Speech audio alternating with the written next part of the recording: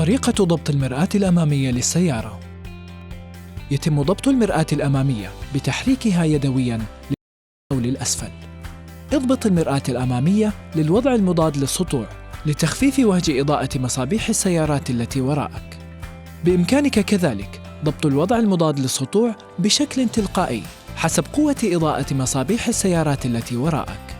في السيارات المجهزة بالنظام الذكي لدخول السيارة وبدء التشغيل، يعمل مؤشر تقليل السطوع بشكل تلقائي عند ضغطه على وضع التشغيل ON، وعند ضغط زر التحكم يتحول للوضع OFF ويطفأ مؤشر تقليل السطوع.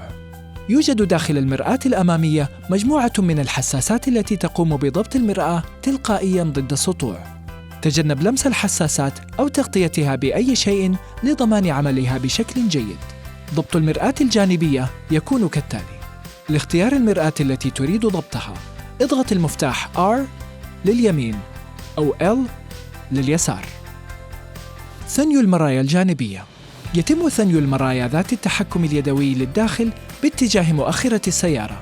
يتم ثني المرايا ذات التحكم الآلي عن طريق الضغط على المفتاح الخاص بالثني.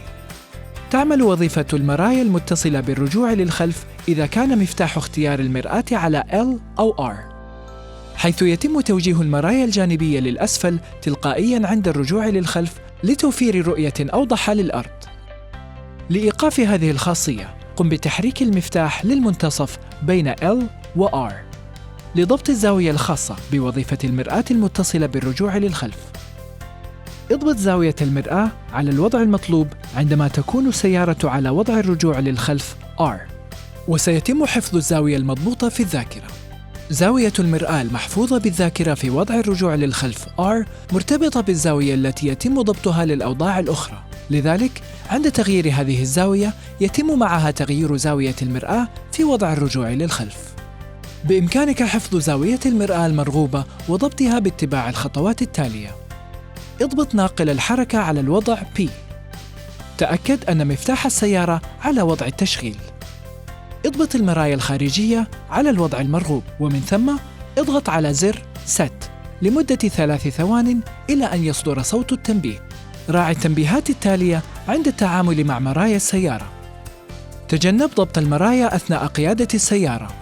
تجنب قيادة السيارة في حال ثني المرايا للداخل. تأكد من تمديد وضبط المرآتين الجانبيتين بصورة صحيحة قبل البدء بالقيادة.